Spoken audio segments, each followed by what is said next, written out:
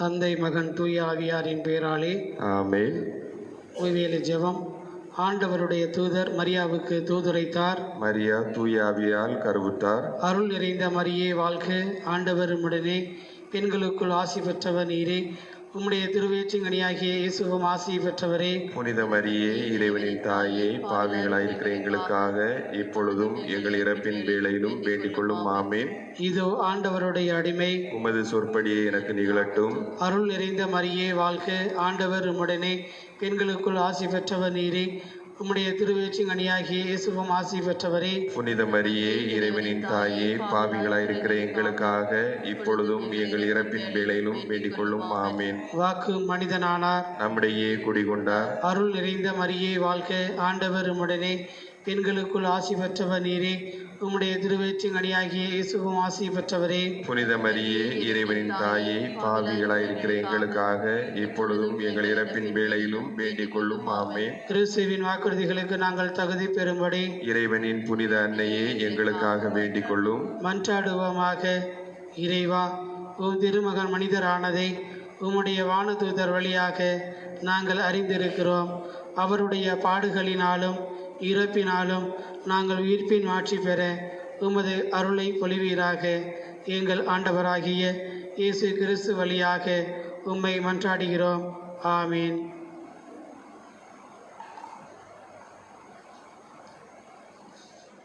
இன்றைய புனித பிரான்சிஸ் சொலோனோ. இவர் பக்தியுள்ளவர். கல்வி பயின்ற பின் பிரான்சிஸ்கன் சபையில் சேர்ந்து குருப்பட்டம் பெற்றார். கொள்ளை நோய் காலத்தில் எல்லையற்ற இரக்கத்துடன் தெருவாக போய் நோயாளிகளுக்கு சேவை செய்தார். வேதம் போதிக்கும்படி தென் அமெரிக்காவுக்கு புறப்பட்டார். பனமாவுக்கு தெற்கு திசையில் கப்பல் மூழ்கியது. இவர் தப்பித்து பெருநாட்டில் உள்ள லீமா நகருக்கு சென்றார். 20 ஆண்டுகளாக உழைத்து அநேகரை மனம் திருப்பினார். வேறு 3 நாடுகளிலும் வேதம் போதித்தார். பரித்தியாகங்கள் செய்ய பின் அந்த ஆபத்துகளிலிருந்து இவர் காப்பாற்றப்பட்டார். அதன்பின் களைப்பை பொருட்படுத்தாமல் நெடுநேரம் பயணம் செய்தார். மக்களுக்கு நன்மைகள் ஏராளமாக செய்யும்படி கடின மொழிகளையும் கற்றுக்கொண்டார். வாத்திய கருவிகளை வாசித்து மக்களின் அன்பை கவர்ந்து கொண்டார். இவர் புதிய உலகின் புதுமை வாள் என்று அழைக்கப்பட்டார். சிந்தனை: இப்புனிதரை போல் மக்களை கடவுளிடம் கொண்டு வர நமது செல்வாக்கையும் திறமைகளையும் பயன்படுத்துவோம். ஜெபம். ஆண்டவரே, உமது கொடைகளை நாங்கள் நன்கு பயன்படுத்தி ஏராளமாக கனி கொடும் அறத்தை பெற்றுத்தாரும். ஆமீன்.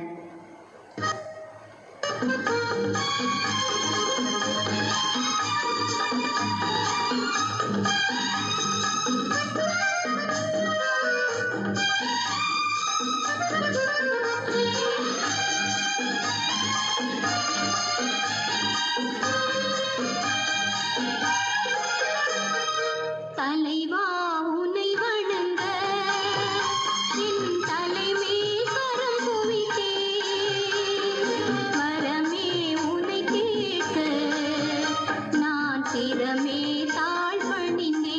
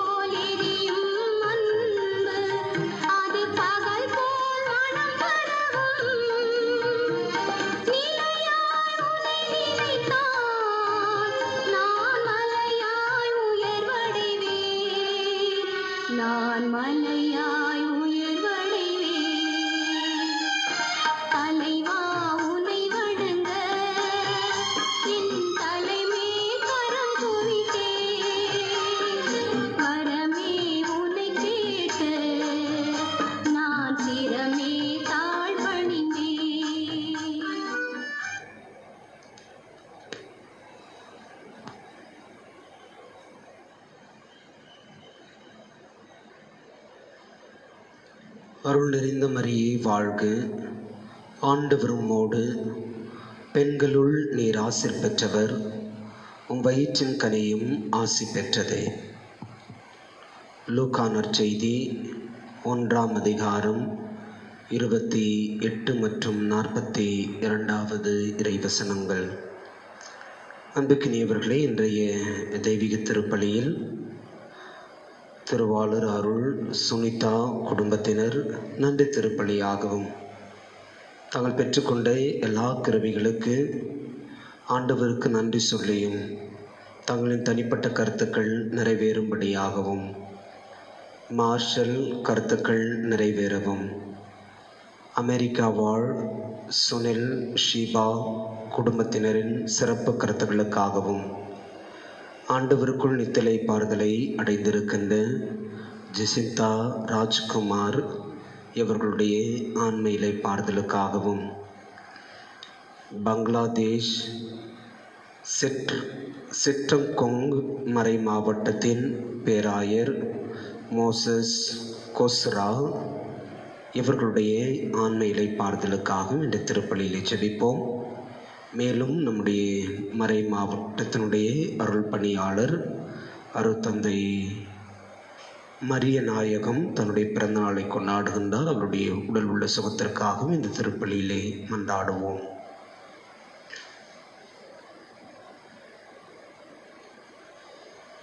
தந்தை மகன் தூய் ஆவியாரின் பெயராலே நம் தந்தையாக்கி கடவுளிடமிருந்தும் ஆண்டவராகி இயேசு கிறிஸ்துவிடமிருந்தும் அருளும் அமைதியும் உங்கள் அனைவரோடும் இருப்பதாக. உமான்மாவோடும் இருப்பதாக. இறையேசுவில் அன்புக்குரியவர்களே, வாரத்தின் சனிக்கிழமை நம் ஆண்டவர் இயேசுவின் தாயும் நம் அன்னையும் ஆகிய அன்னை மரியாளுடைய வணக்கமிகு நாள். எனவே இன்றைய நம்முடைய எல்லா மன்றாட்டுக்களையும் அன்னையினுடைய வல்லமை மிகு பரிந்துரையில் வைத்து இந்த திருப்பலியிலே செபிப்போம். அன்புக்குரியவர்களே, உலகம் முழுவதும் மாபெரும் தொற்று நோய் தன்னுடைய கோர தாண்டவத்தை ஆடிக்கொண்டிருக்கின்ற வேளையில் ஊடகங்கள் இன்று நமது மத்தியில் நடைபெறுகின்ற முக்கிய நிகழ்வுகளை நம்முடைய கவனத்திற்கு கொண்டு வராமல் திசை திருப்பும் வண்ணமாய் செயல்பட்டு கொண்டிருப்பதை நாம் எல்லாருமே அறிவோம். கடந்த வாரத்தில் நம்முடைய தேசத்தினுடைய ஒரு பகுதியான அசாம் மாநிலத்தில் பெரும் வெள்ளம் ஏற்பட்டு, பெரும் மழை பெய்து பெரும் வெள்ளம் ஏற்பட்டு 3 லட்சத்திற்கும் அதிகமான மக்கள் பாதிக்கப்பட்டிருக்கின்றார்கள். பெரும்பாலான இடங்கள் தண்ணீரால் மூழ்கியிருக்கின்றன. அசாம் மாநிலத்தினுடைய மிக முக்கிய சுற்றுலா தலமும் வன விலங்குகளுடைய வாழ்விடமுமான இடம் பெரிதும் பாதிக்கப்பட்டு செய்திகளின் அடிப்படையில் 50க்கும் அதிகமான வனவிலங்குகள் உயிரிழந்திருக்கின்றன. இந்த பெரும் வெள்ளத்தின் காரணமாய் விலங்குகள் பல்வேறு இடங்களுக்கு தங்களை பாதுகாத்து கொள்ள அவைகளாகவே முயற்சித்திருக்கின்றன. இந்த செய்திகளை எல்லாம் ஊடகங்கள் நம்முடைய பார்வைக்கு கொண்டு வரவில்லை. ஆனால் வட மாநிலத்தினுடைய சினிமா துறையை சார்ந்த ஒரு குடும்பம் நோயினால் பாதிக்கப்பட்டிருக்கிறது என்பதை தலைப்புச் செய்தியாக, அதிலிருந்து மீண்டு வருகின்ற அவராகவே எழுந்து நடக்கிறார் என்பதை மிக முக்கிய செய்தியாக கொடுத்து நம்முடைய கவனத்தை திசை திருப்புகிறது. நேற்று கூட மத்திய பிரதேச மாநிலத்தில் ஒரு ஏழை விவசாய குடும்பம் காவல்துறையினரால் மிக மிக கொடுமையாக தாக்கப்பட்ட காணொளி மீண்டும் மீண்டும் நேற்று பல ஆயிரம் முறை பகிர்ந்திடப்பட்டிருக்கிறது. ஆனால் ஆளும் அரசு அதை குறித்து கவலை கொள்ளவில்லை. பிறகு ஊடகங்கள் சொல்லுகிறது அது ஒரு ஏழை தலித் குடும்பம் என்று சொல்லி. எனவே நாம் அன்னை மரியாளுடைய பரிந்துரையை நம்முடைய நாட்டிற்காக, நம்முடைய அரசு உயர் பதவிகளில் இருக்கின்றவர்களுக்காக இன்றைய நாளிலே நாம் மிகுந்த வல்லமையோடு ஜெபிக்க உங்களை அன்போடு அழைக்கின்றேன். தூய மறு நிகழ்வுகளை நாம் கொண்டாடிட தகுதி பெறும் பொருட்டு நம்முடைய பாவங்களை ஏற்றுக்கொள்வோம்.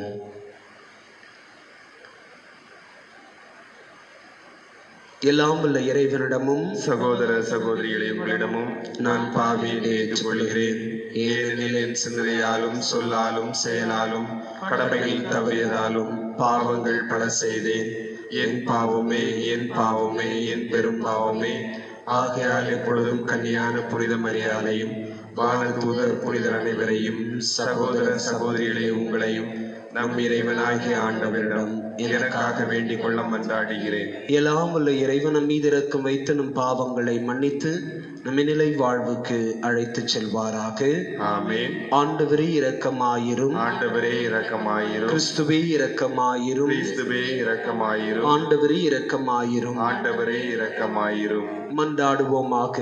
இறைவா, தாழ்ந்தோர் வறியோரிடையே மிக சிறந்தவரான புனித கன்னிமரியாவை மீட்பரின் தாயாக தேர்ந்து கொண்டுள்ளீர். அவருடைய எடுத்துக்காட்டை பின்பற்றி உமக்கு உண்மையான நம்பிக்கையோடு பலி செலுத்தவும் மீட்பின் முழு எதிர்நோக்கினை உம்மில் கொண்டிருக்கவும் எங்களுக்கு அருள் புரிவீராக. மோடு தூய ஆவியாரின் ஒன்றிப்பில் இறைவனாய் என்னென்னும் வாழ்ந்து ஆட்சி செய்யும் எங்கள் ஆண்டவர் இயேசு கிறிஸ்து வழியாக மன்றாடுகிறோம். ஆமென்.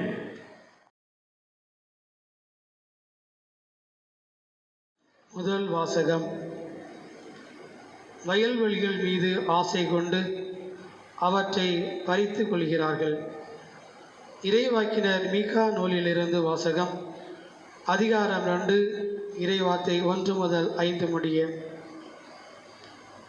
தங்கள் படுக்கைகளின் மேல் சாய்ந்து தீச்செயல் புரிய திட்டமிட்டு கொடுமை செய்ய முயல்வர்களுக்கு ஐயோ கேடு. பொழுது புலர்ந்தவுடன் தங்கள் கை வலிமையினால் அவர்கள் அதை செய்து முடிக்கிறார்கள். வயல்வெளிகள் மீது ஆசை கொண்டு அவற்றை பறித்து கொள்கிறார்கள். வீடுகள் மேல் இச்சை கொண்டு அவற்றை கைப்பற்றி கொள்கிறார்கள்.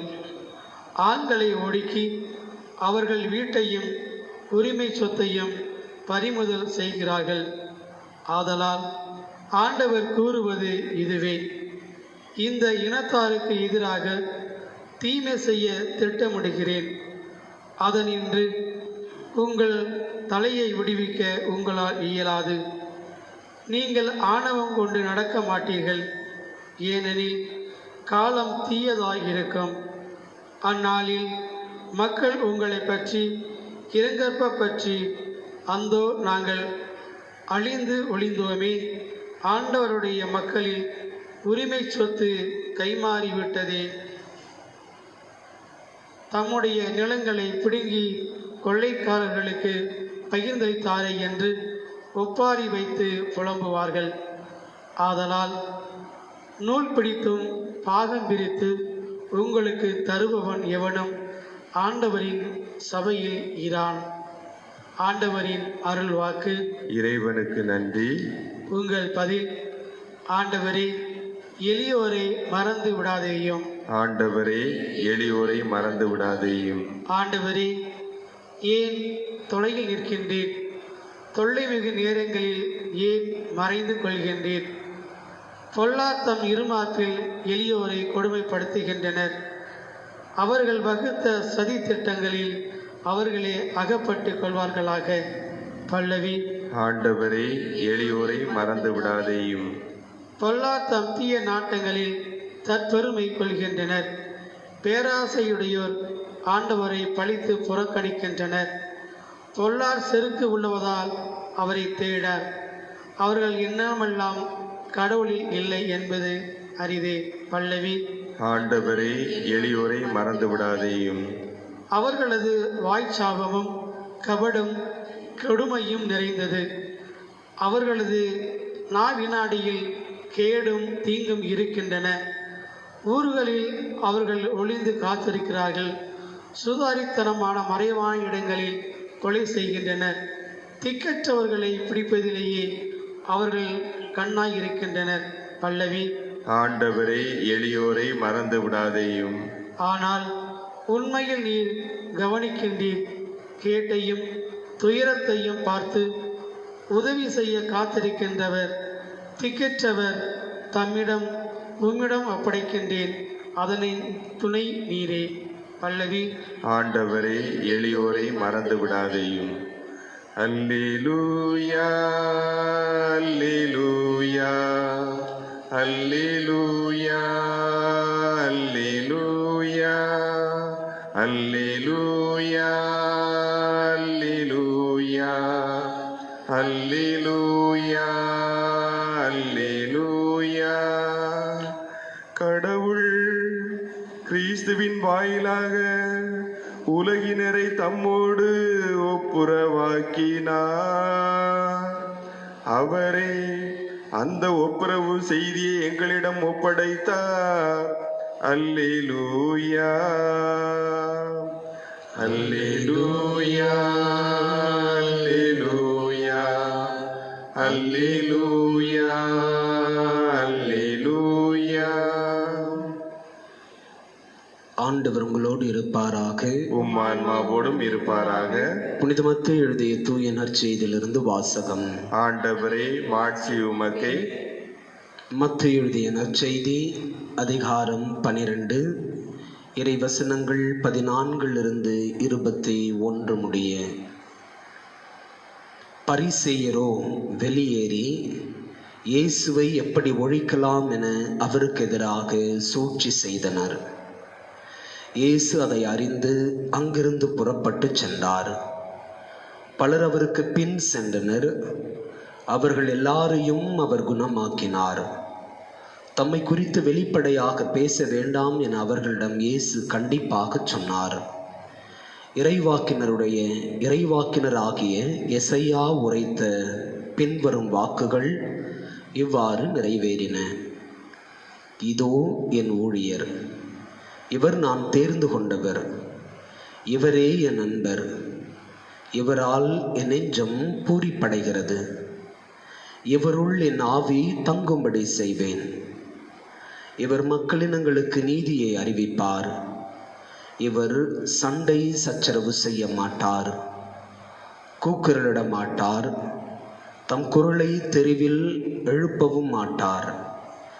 நீதி வெற்றி பெறச் செய்யும் வரை நெறிந்த நாளனை முடியார், புகையும் திரியை அணையார்.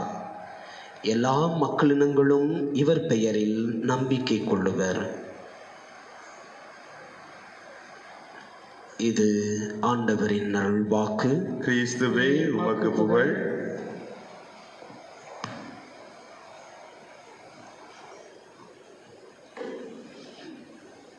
இயேசுவில் அன்புக்குரியவர்களே, இயேசுவை குறித்து இறைவாக்கினர் எசையா எதை முன்மொழிந்தார் என்பதை இன்றைய நற்செய்தியின் 2வது பகுதி நமக்கு எடுத்துரைக்கிறது. இறைவாக்கினர் எசையா புத்தகம் 42ஆம் அதிகாரம் 1 4 முடிவுள்ள பகுதிகளில் இருப்பதை மத்தேயு நற்செய்தி 12ஆம் அதிகாரம் 18 21 முடிவுள்ள பகுதிகள் என்று நமக்கு வாசிக்கப்பட்டன.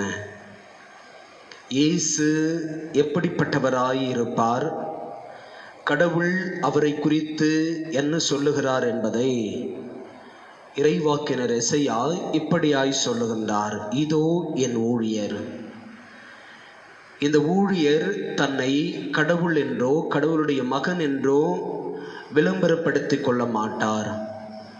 தன்னை போதகர் என்றோ ஆண்டவர் என்றோ மெசியா என்றோ அனுப்பப்பட்டவர் என்றோ அபிஷேகம் செய்யப்பட்டவர் என்றோ தன்னை குறித்து தம்பட்டம் அடிக்க மாட்டார். மாறாக அவர் தன்னை எப்பொழுதும் கடவுளுடைய பணியாளராக, வேலைக்காரராக, ஊழியராகவே தம்மை வெளிப்படுத்துவார். அவருடைய அணுகுமுறையும் அவருடைய சொல்லும் செயலும் கலப்பணியும் ஒரு வேலையாளுக்குரியதாக தென்படும். இவைகளை எல்லாம் ஒன்று சேர்த்துதான் ஆண்டவர் தமக்கு வெளிப்படுத்தியதை இறைவாக்கினர் எசையா இயேசுவை குறித்து சொல்லுகின்ற பொழுது இப்படி சொல்லுகின்றார். இதோ என் ஊழியர், இவர் நான் தேர்ந்து கொண்டவர்.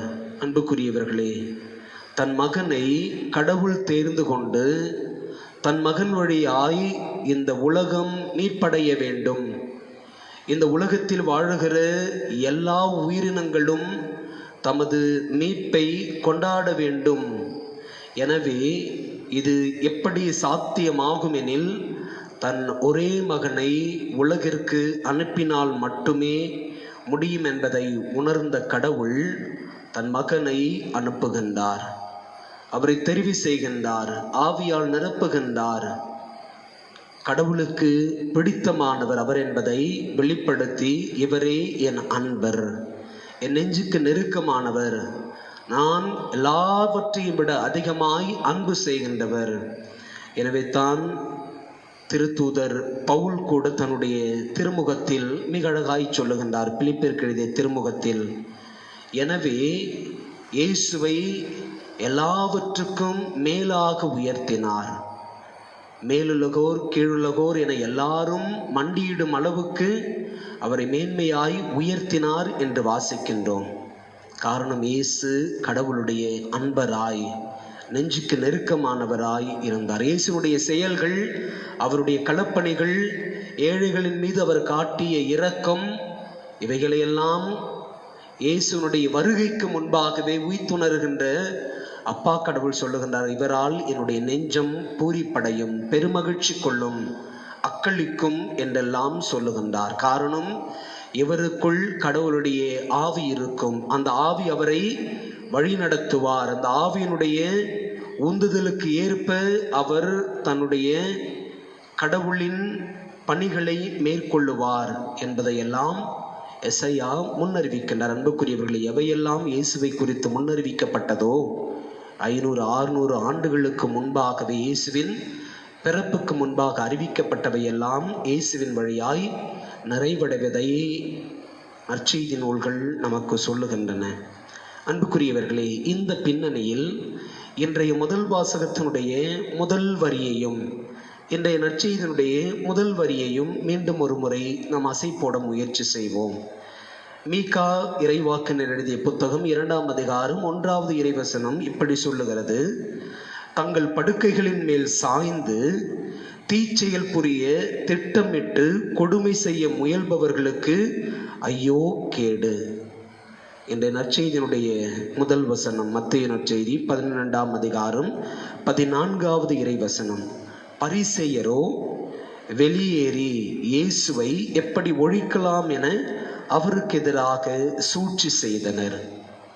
இந்த மேற்குறிப்பிட்ட 2 வாக்கியங்களும் ஒருவர் மற்றவருக்கு எதிராக செயல்படுகின்ற அல்லது ஒருவர் மற்றவரை எப்படி வீழ்த்தலாம் என்பதை திட்டமிடுகின்ற எண்ணத்தை குறித்து பேசுகின்றது. மீகா புத்தகத்திலிருந்து நாம் வாசிக்க கேட்ட பகுதியில் தீச்செயல் புரிய திட்டமிட்டு கொடுமை செய்ய முயல்பவர்கள் எதையெல்லாம் செய்கின்றார்கள்? அவர்கள் வயல்வெளிகள் மீது ஆசை கொண்டு அவற்றை பறித்து கொள்ளுகின்றார்கள்.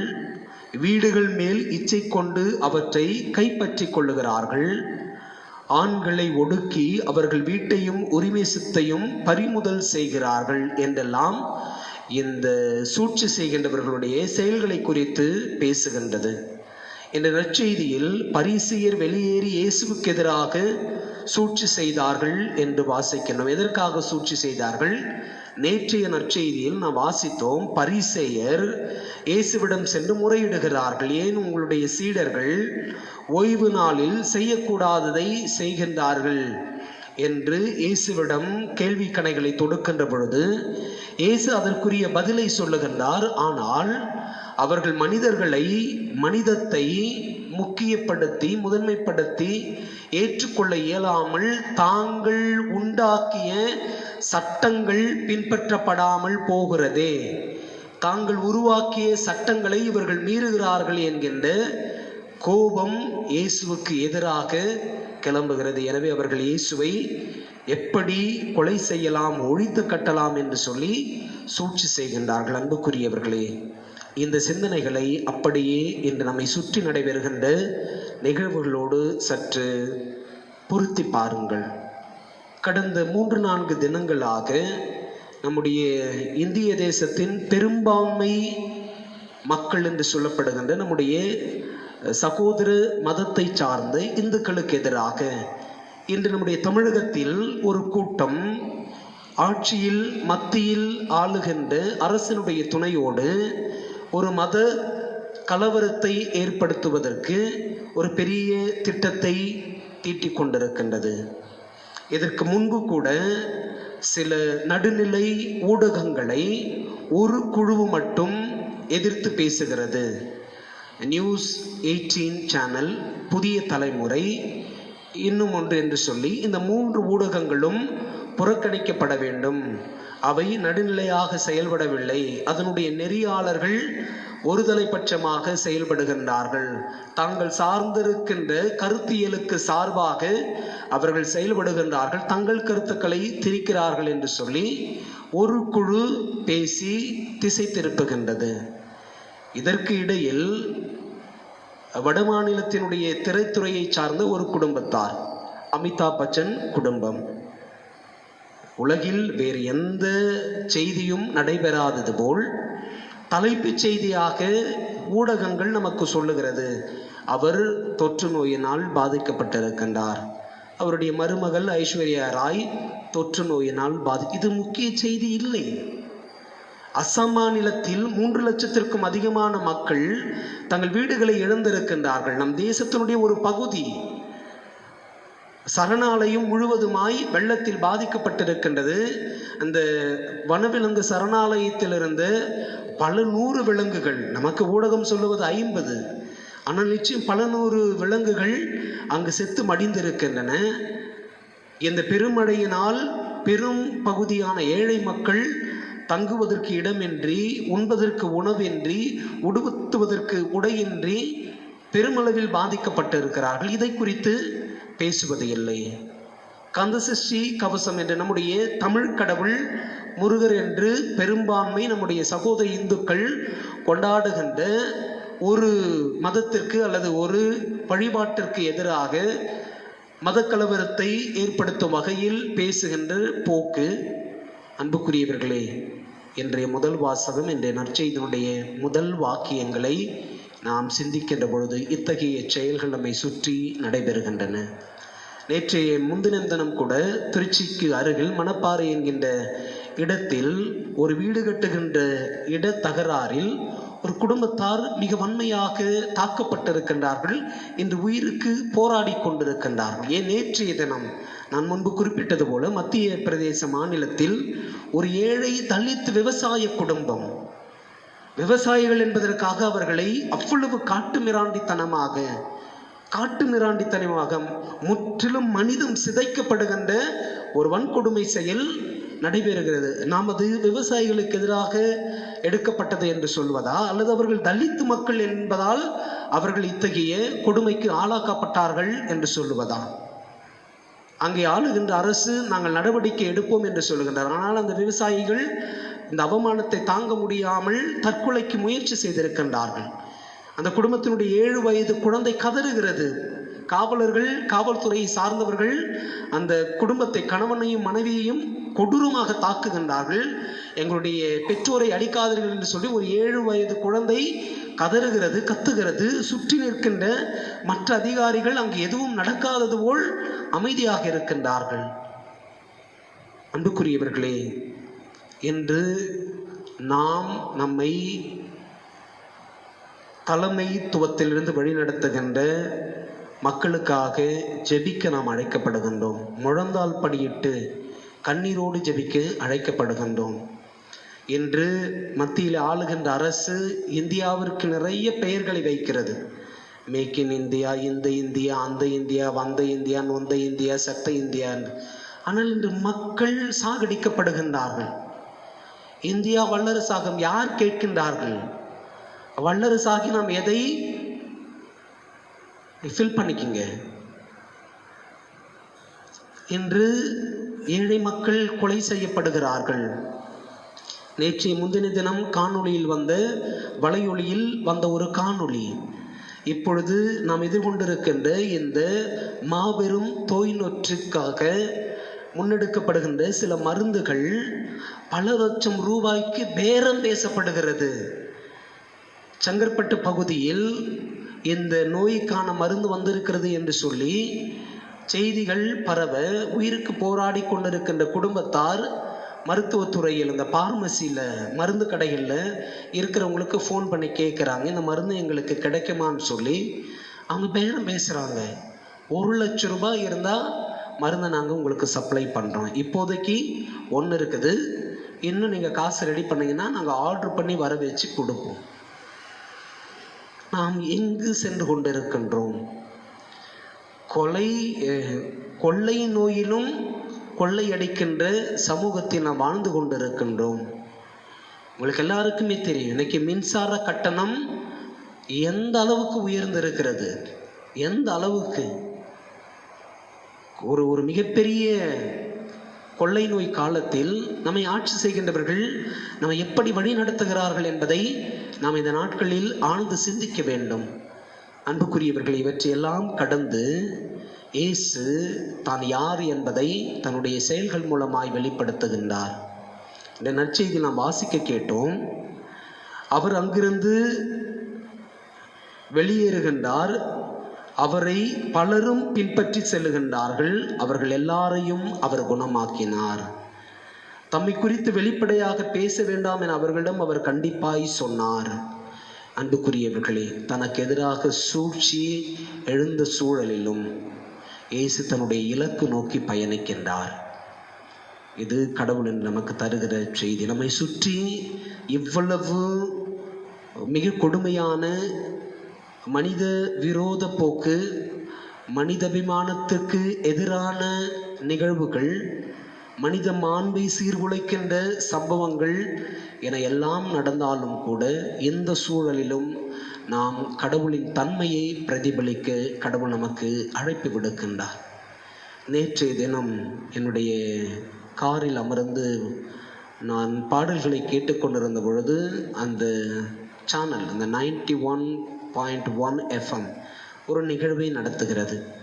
அந்த நிகழ்வில் அவர்கள் பங்கேற்கின்றவர்கள் தமிழில் மட்டும்தான் பேச வேண்டும். அப்படி ஒரு உரையாடலை நான் கவனித்தேன்.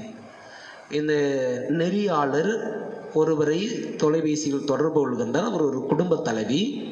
அந்த குடும்ப தலைவியிடம் போட்டியை அவர் முன்னெடுக்கின்றார். அந்த குடும்ப தலைவியும் அவர் கேட்கின்ற எல்லாவற்றுக்கும், அந்த குடும்ப தலைவி நமக்கு அருகில் இருக்கின்ற அருகம்பாக்கம் பகுதியை சார்ந்தவர், அவரோடு பேசுகின்றார். அந்த குடும்ப தலைவியும் தொடர்ந்து அவரோடு தமிழில் உரையாடி கொண்டிருக்கின்றார். உங்களுடைய பகுதிகளில் அந்த நெறியாளர் கேட்பதெல்லாம் ஆங்கிலத்தில் இருக்கும், பங்கேற்கின்றவர் தமிழில் பதில் சொல்ல வேண்டும். நெறியாளர் கேட்கின்றார், நீங்கள் எங்கே இருக்கீங்க? நாங்கள் அருகம்பாக்கம் பகுதியில் வசிக்கின்றோம். நீங்கள் ஹவுஸ் ஒய்ஃபா இல்லை வேலைக்கு போகிறவங்களா? நான் வீட்டிலேயே இருக்கின்றேன், ஒரு குடும்ப தலைவி. உங்கள் பகுதியில் இந்த கொரோனாலாம் எப்படி இருக்குது? எங்களுடைய பகுதியில் இந்த கொள்ளை நோய், தொற்று நோய் அங்கும் இங்குமாக ஒரு சிலருக்கு இருக்கிறது. அப்போது இவங்களுக்கெல்லாம் எல்லா மெடிக்கல் அசிஸ்டன்ஸும் கிடைக்குதா? மருத்துவ உதவிகள் கிடைக்கிறது. அப்போ மக்களுக்கு யார் ஃபுட்டெல்லாம் சப்ளை பண்ணது? அந்த குடும்பத்துக்கு யாராச்சும் ஹெல்ப் பண்ணுறாங்களா? அந்த குடும்பத்திற்கு நான் கூட பல வேளைகளில் சென்று உதவி செய்திருக்கிறேன். அன்புக்குரியவர்களே, இன்று தமிழகத்தினுடைய பல்வேறு பகுதிகளில் இப்படிப்பட்ட மக்களும் இருக்கின்றார்கள். கொரோனா நோய் பாதிக்கப்பட்டிருக்கின்ற குடும்பங்கள் நம்முடைய கார்ப்பரேஷனு அல்லது லோக்கல் பஞ்சாயத்து இவங்க உடனே வந்து என்ன பண்ணுறாங்க, ஒரு தட்டி வச்சு அடைச்சி ஒரு ஸ்டிக்கர் ஒட்டிடுறாங்க.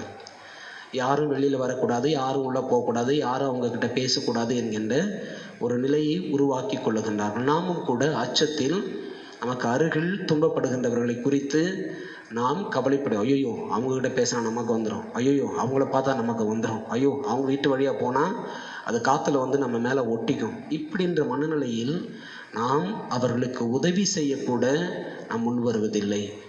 அன்புக்குரியவர்களே, மரணம் எல்லாருக்கும் நிச்சயம். அது எப்படி வேண்டுமானாலும் கடவுள் நமக்கு கொடுப்பார். இப்படித்தான் கொடுப்பார் என்று சொல்லி ஒன்றும் கட்டாயம் கிடையாது. இந்த நாட்களில் நாம் இயேசுவை பிரதிபலிக்க அழைக்கப்படுகின்றோம். இப்படிப்பட்ட குடும்பங்கள் நமக்கு அருகில் இருக்கிறது என்று சொன்னால் நிச்சயம் இவர்களை காப்பாற்ற வேண்டியது நம்முடைய தலையாய கடமை என்பதையும் நாம் உணர்ந்திட வேண்டும். இப்படி நாம் இயேசுவை, இயேசுடைய இரக்க குணத்தை, இயேசுவின் பண்புகளை வெளிப்படுத்துகின்ற பொழுது நிச்சயம் கடவுளும் நம்மை பார்த்து சொல்லுவார், இவரே என் நண்பர், இவரால் என் நெஞ்சம் பூரிப்படைகிறது. அநீதிகளுக்கு எதிராக குரல் கொடுக்கின்ற பொழுது கடவுள் நம்மை பார்த்து சொல்லுவார், இவரே நான் தேர்ந்து கொண்டவர், என் ஆவி இவருள் தங்கும்படி நான் செய்தேன். அன்புக்குரியவர்களை, அத்தகைய மக்களாக நாம் வாழ இருக்க கடவுள் என்று நமக்கு அழைப்பு கொடுக்கின்றார். அன்னை மரியாள் அப்படிப்பட்டவளாகத்தான் இருந்தாள். தான் வாழ்ந்த சமூகத்தில் இருந்த எல்லாரையும் அவர் கடவுளுடைய விருப்பத்திற்கு ஏற்ப வாழ வேண்டும் என்று சொல்லி அறிவுறுத்துகின்றார். கடவுள் தமக்கு செய்த நன்மைகளுக்கு அவர் புகழ்ச்சிப்பா பாடல் பாடுகின்றார். ஏழைகளுக்கு எதிராக எவரெல்லாம் கிளந்தெழுகின்றார்களோ அவர்களை எல்லாம் கடவுள் தரைமட்டம் வரை தாழ்த்துவார் என்பதை அன்னை மரியாள் தன்னுடைய புகழ்ச்சி பாடலில் பதிவு செய்கின்றார். அன்புக்குரியவர்களே, நாமும் கடவுளை, இயேசுவை பிரதிபலிக்கின்ற மக்களாக, அவர் நேர்மையை விரும்பினார், நீதியை நிலைநாட்ட ஆசை கொண்டார், கடவுளுடைய இரக்கச் செயல்களை தன் வழியாய் வெளிப்படுத்தினார். அப்படிப்பட்டவர்களாக நாமும் இருக்க அருள் வேண்டி தொடர்ந்து ஜெபிப்போம்.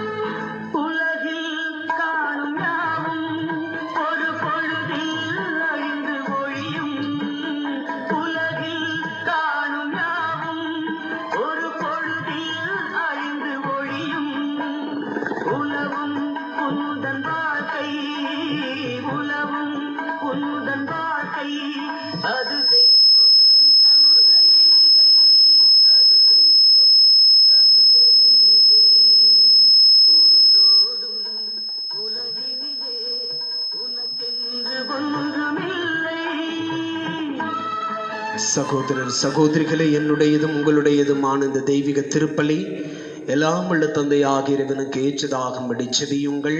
ஆண்டவர் தமது பெயரின் புகழ்ச்சிக்காகவும் மாட்சிக்காகவும் நமது நன்மைக்காகவும் புனித திரு அவை அனைத்து நலனுக்காகவும் உமது கையிலிருந்து பலியை ஏற்றுக்கொள்வாராக. ஆண்டவரே, எங்கள் இறைப்பற்றின் இக்காணிக்கைகளை ஏற்றருளும். உம் திருமகனுடைய மாபெரும் அன்பின் பலியை நினைவு கூறும் நாங்கள் புனித கன்னிமரியாவின் எடுத்துக்காட்டை பின்பற்றி உமது அன்பிலும் அயலார் அன்பிலும் உறுதி பெறுவோமாக. எங்கள் ஆண்டவர் இயேசு கிறிஸ்து வழியாக மன்றாடுகிறோம். ஆமென். ஆண்டவர் உங்களோடு இருப்பாராக, உம் ஆன்மாவோடும் இருப்பாராக. இதயங்களை மேலே எழுப்புங்கள். ஆண்டவரிடம் எழுப்பியுள்ளோம். இறைவனாகிய ஆண்டவருக்கு நன்றி கூறுவோம். அதே தகுதி நீதியும் ஆனது. ஆண்டவரே, தூயவரான தந்தையே, என்றும் வாழும் எல்லாம் வல்ல இறைவா, என்னாலும் இவ்விடத்திலும் நாங்கள் உமக்கு நன்றி செலுத்துவது மெய்யாகவே தகுதியும் நீதியும் ஆகும், எங்கள் கடமையும் மீட்புக்கு உரிய செயலும் ஆகும். ஏனெனில் நீர் உலக அனைத்தையும் படைத்தீர், காலங்களின் மாற்றங்களையும் முறைப்படுத்தினீர், உமது சாயலில் மனிதரை உருவாக்கினீர், இவ்வுலகின் வியத்தகு பொருள்கள் எல்லாவற்றையும் அவர்களுக்கு பணிய வைத்தீர். இவ்வாறு அவர்கள் உமது படைப்புகள் அனைத்தின் மீதும் பதில்களாக ஆட்சி செலுத்தவும், செயல்களின் மேன்மையை கண்டு உம்மை இடையராது புகழ்ந்தேத்தவும் எங்கள் ஆண்டவராகி கிறிஸ்து வழியாக செய்தருளினீர். ஆகவே நாங்கள் வானதூதர் அனைவரோடும் சேர்ந்து உம்மை புகழ்ந்தேத்தி அக்களித்து கொண்டாடி ஆர்ப்பரித்து சொல்லுவதாவது: தூயவர் தூயவர் தூயவர், வான்படைகளின் கடவுளாம் ஆண்டவர், விண்ணகமும் மண்ணகமும் உமது மாட்சியால் நிறைந்துள்ளன. உன்னதங்களிலே ஓசானா. ஆண்டவர் பெயரால் வருகிறவர் ஆசி பெற்றவர். உன்னதங்களிலே ஓசானா. ஆண்டவரே, நீர் மெய்யாகவே தூயவர், தூய்மை அனைத்திற்கும் ஊற்று. ஆகவே உம்முடைய ஆவியை பொழிந்து இக்காணிக்கைகளை தூய்மைப்படுத்த உம்மை வேண்டுகிறோம். இவ்வாறு எங்கள் ஆண்டவர் இயேசு கிறிஸ்துவின் உடலும் இரத்தமுமாக எங்களுக்கு இவை மாறுவனவாகுக. இயேசு பாடுபட உளம் கனிந்து தம்மை கையளித்த போது அப்பத்தை எடுத்து உமக்கு நன்றி செலுத்தி அதை பிட்டு தம் சீடர்களுக்கு அளித்து நம் தெய்வம் இயேசு கூறியதாவது: அனைவரும் இதிலிருந்து பெற்று உண்ணுங்கள், ஏனெனில் இது உங்களுக்காக கையளிக்கப்படும் என் உடல்.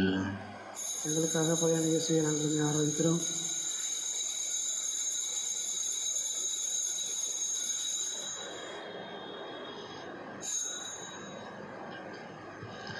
அவ்வண்ணமே இரவு விருந்தை அருந்திய பின் கிண்ணத்தையும் எடுத்து மீண்டும் உமக்கு நன்றி கூறி தம் சீடர்களுக்கு அளித்து நம் தெய்வம் இயேசு கூறியதாவது: அனைவரும் இதிலிருந்து பெற்று பருகுங்கள், ஏனெனில் இது புதிய நிலையான உடன்படிக்கைக்கு உரிய என் இரத்தத்தின் கிண்ணம். இது பாவ மன்னிப்புக்கென்று உங்களுக்காகவும் பலருக்காகவும் சிந்தப்படும். இதை என் நினைவாக செய்யுங்கள். எங்களுக்காக பலியான இயேசுவை நாங்கள் ஆராதிக்கிறோம்.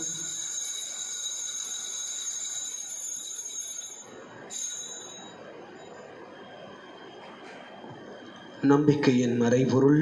ஆண்டவரே, நீர் வருவனவும் உமது இறப்பினை அறிக்கையிடுகின்றோம், உமது உயிர்ப்பினையும் எடுத்துரைக்கின்றோம். ஆகவே ஆண்டவரே, நாங்கள் கிறிஸ்துவின் இறப்பினையும் உயிர்ப்பினையும் நினைவு கூர்ந்து வாழ்வு தரும் அப்பத்தையும் மீட்பளிக்கும் கிண்ணத்தையும் உமக்கு ஒப்புக் கொடுக்கிறோம். உம் திருமுனின்று உமக்கு ஊழியம் புரிய தகுந்தவர்களை எங்களை ஏற்றுக்கொண்டீர், எனவே உமக்கு நன்றி செலுத்துகிறோம். மேலும் கிறிஸ்துவின் உடலிலும் இரத்தத்திலும் பங்கு கொள்ளும் எங்களை தூய ஆவியார் ஒன்று சேர்க்க வேண்டும் என உம்மை தாழ்மையுடன் மன்றாடுகிறோம். ஆண்டவரை, உலகெங்கும் பரவி இருக்கும் அது திரு அவையின் நினைவு கூர்ந்தருளும். எங்கள் திருத்தந்தை பிரான்சிஸ், எங்கள் அன்பு ஆயர் தந்தை நீதிநாதன், எல்லா திருநிலையினர் ஆகிய அனைவரோடும் உமது திரு அவை அன்பில் நிறைவு பெற செய்தருளும். மேலும் உயிர்த்தெழும் எதிர்நோக்குடன் துயில் கொள்ளும் எங்கள் சகோதரர் சகோதரிகளையும் இறந்தோர் அனைவரையும் இரக்கத்துடன் நினைவு கூர்ந்து உமது திருமுக ஒளியின் உள் ஏற்றருளும். எங்கள் எல்லார் மீதும் இரக்கமாயிரும். கடவுளின் கன்னித்தாயான புனித மரியா, அவருடைய அன்பு கணவரான புனித யோசேப்பு, புனித திருத்தூதர்கள், இவ்வுலகிலும் உகந்தவராய் இருந்தோர் ஆகிய புனிதர் அனைவருடனும் நாங்கள் நிலை வாழ்வில் பங்கு கொள்ளும் தகுதி பெற்று உம் திருமகன் இயேசு கிறிஸ்து வழியாக உம்மை புகழ்ந்தேத்தும் வரம் அருள உம்மை மன்றாடுகிறோம்.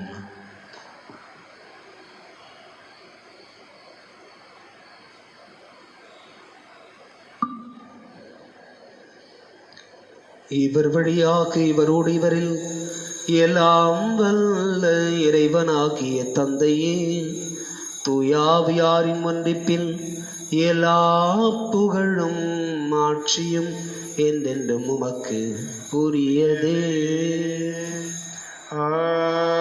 ஆமென், ஆமென், ஆமென். மீட்பரின் கட்டளையால் கற்பிக்கப்பட்டு இறைப்படிப்பினையால் பயிற்சி பெற்ற நாம் கரம் விரித்து ஜெபிப்போம். விண்ணுலகில் இருக்கின்ற எங்கள் தந்தையே, உமது பெயர் தூயதென போற்ற பெறுக. உமது ஆட்சி வருக.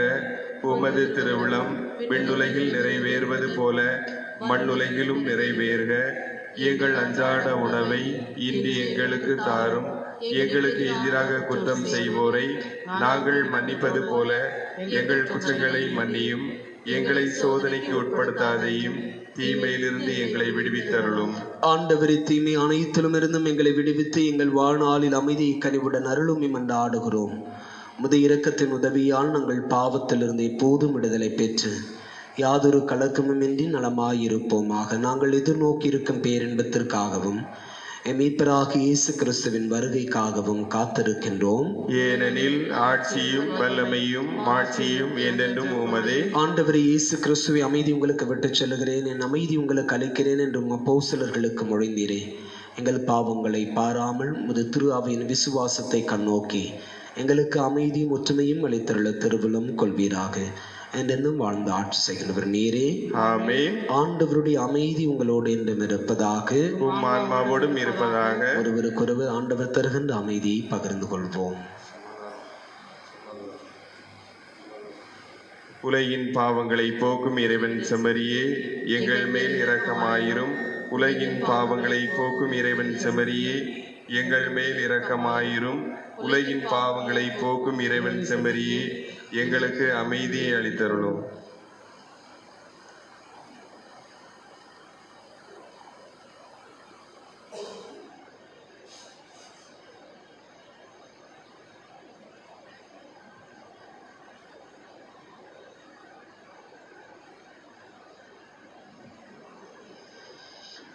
இதோ இறைவனின் செம்மறி, உலகின் பாவங்களை போக்குகிறவர்.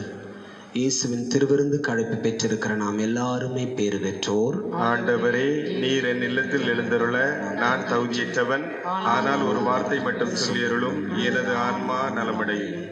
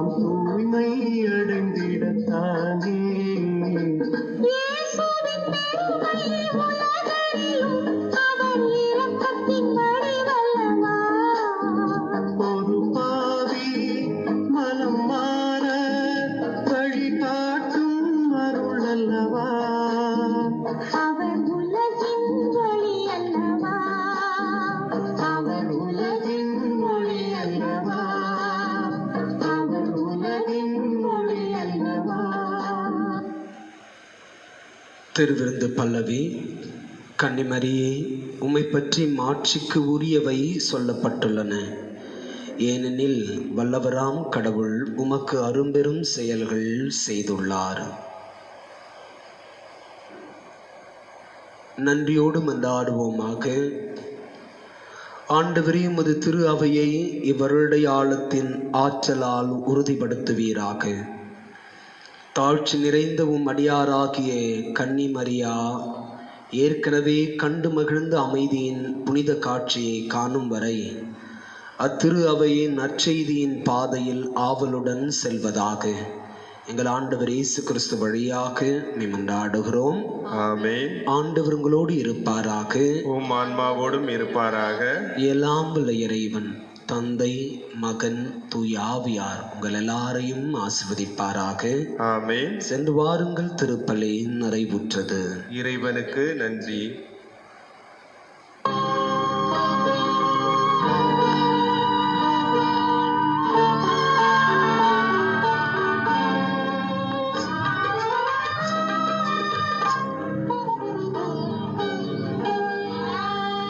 எழுந்திடும் நினைவிலெல்லாம் நிறைந்தவன் இறைவனம்மா, எழுதிடும் எழுத்திலெல்லாம் கலந்தவன் கடவுளம்மா. எழுந்திடும் நினைவிலெல்லாம் நிறைந்தவன் இறைவனம்மா, எழுதிடும் எழுத்திலெல்லாம் கலந்தவன் கடவுளம்மா. இகபரம் ஆட வந்த இறைமகன் ஏசம்மா,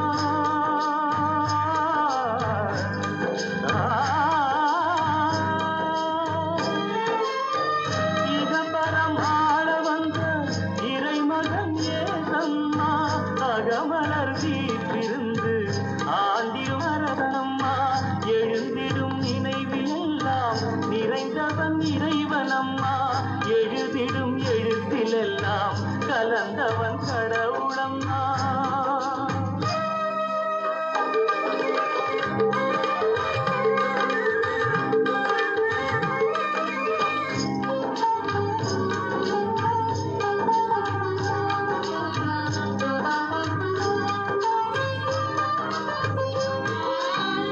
உவகையில் நிறைந்திருந்து உறவுக்குள் இறைவனம்மா, பவநிலை கடந்த ஞானத்தவநிலை தலைவனம்மா.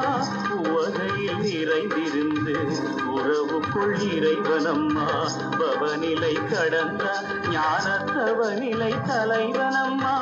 கொடுமனம் கிழிந்து பஞ்சு பதமனம் கருவனம்மா, விடுதலை அளித்து வாழ்வின் முடிநிலை அருள்வனம்மா.